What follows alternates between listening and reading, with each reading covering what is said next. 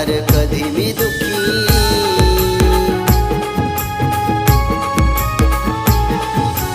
तुझं माझं भाऊ बहिणीचं नातं अतूट असणार।